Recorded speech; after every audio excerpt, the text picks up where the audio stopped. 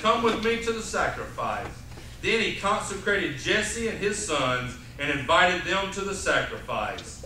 So it was when they came that he refers to Samuel, looked at Eliab and said, surely the Lord's anointed is before him. The brothers come one by one. There's 7 of them. One by one they come, and God's like, no, not him. No, not him. No, not him. No, not the 5th one. No, not the 6th one. No, not the 7th one. And all the brothers have come, and no, none of them are the one. So we go and pick it up in verse 11, and this is what happens. Samuel said to Jesse, after all the sons have come before him, are all the young men here? Then he said, there remains yet the youngest, and there he is, keeping the sheep. And Samuel said to Jesse, send and bring him, for we will not sit down till he comes here. So he went and brought him in. Now he was ruddy, with bright eyes and good looking. And the Lord said, arise, anoint him, for this is the one. Then Samuel took the horn of oil and anointed him in the midst of his brothers, and the Spirit of the Lord came upon David from that day forward. So he goes through the 7 brothers, and none of them are right. And he asked Jesse, is there any more? And he said, well, I got this young boy that's out watching some sheep. He said, bring him here. And when he arrives, God says, yes, this is the one. So the question remains this morning as we get to the rest of the story. What happened to the brothers after that? And what can we learn from them? We only have the name of 3 of the 7 brothers. And only one of them really plays a very main character in the next chapter. But the question is, what happened to them and what can we learn from them? The next time that we meet the 3 oldest brothers, they are in Saul's army. And they have gone out now to fight the Philistines, and there's a big battle between Israel and them, and they're out on the battlefront. They have joined the army, and that's where they're at. What we learn from them comes from David's older brother, Eliab. Now, I want you to read in verse 28. This is chapter 17, verse 28. This is the conversation that David has with his brother Eliab. 1 Samuel 17, verse 28. Now Eliab, his oldest brother, heard when he spoke to the men, and Eliab's anger was aroused against David, and he said, why did you come down here? And with whom have you left those few sheep in the wilderness? I know your pride and the insolence of your heart, for you have come down to see the battle. Now we all know that Jesse had sent David to take food and supplies to these men. His father had said, here's some food, here's some supplies, take this to the army. And David was doing as his father said, and he goes, and when he gets there, he's talking to the men about what's going on, and Eliab is angry. He is angry that David has come there. He asks him, why are you here? A matter of fact, he even takes a jab at him. I don't know if you catch this, but he says, why did you come down here, and with whom have you left those few sheep? You see, he don't even want to make him seem like that he's really a shepherd. Those few sheep, almost like, you're not even a real shepherd. You just got a few little sheep. What have you done? Why have you come down here? Now, there's something we have to realize that we just read a little bit ago. It said the brothers were present when David was anointed. When he was selected as the one, they were all present. So they know that God has sent his anointing on David to be the future king. I want to tell you this morning, Eliab was angry. He was envious.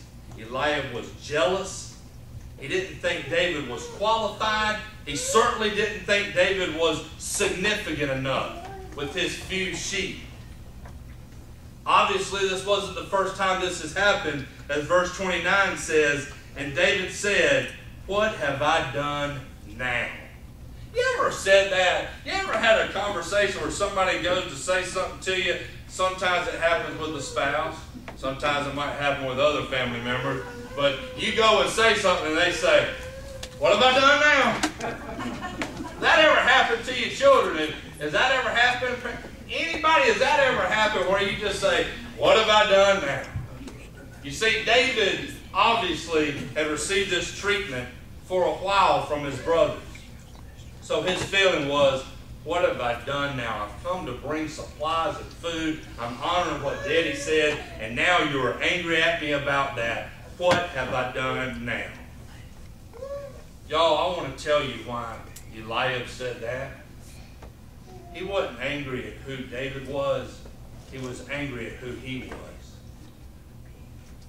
For 40 days and 40 nights, twice a day, Goliath had come out and had called out anybody to come and fight to settle this battle. No war between the groups. Come out. You bring your baddest dude.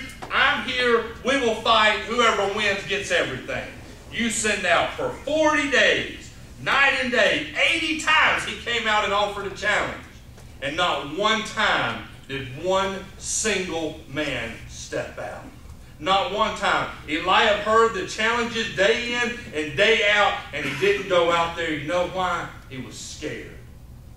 There is no doubt about it. If somebody calls you out 80 times and you are in a battle, you are in a wartime situation, and you decide that you are not going to go out and fight, it is because of fear.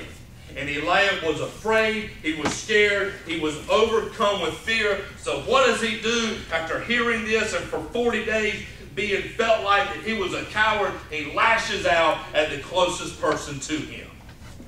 You want to learn a lesson from Eliab? Let me put it to you. Let me tell you this. How many of y'all have been in a place in your life where you were angry about something and you lashed out at the closest one to you? You ever done that? It wasn't even this person's fault. Somebody else had angered you, but you didn't want to say anything to them, so you go home and you take it out on the ones around you. Maybe you take it out on your spouse, your children. Maybe you're a younger person, you take it out on your parents, maybe a sibling. But how many times has something happened and you couldn't do anything about it, so you said, I will take it out on somebody else because I'm scared to confront the issue at hand. So I will make somebody else be my whipping post.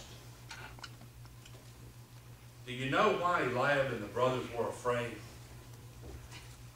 Because when Goliath called them out, they were looking at it as a battle between them and Goliath. See, this was never, in David's eyes, a battle between him and Goliath. When David stepped out to fight, this was not a battle between him and Goliath. This was a battle between his God and Goliath. You see, when David went out, David knew that the battle was already won. Because David knew it wasn't him. Where the brothers said, we cannot defeat him, we're not strong and big enough. David knew this isn't about me and Goliath. This is about my God being strong and big enough. 3 reasons they never stood up to battle Goliath.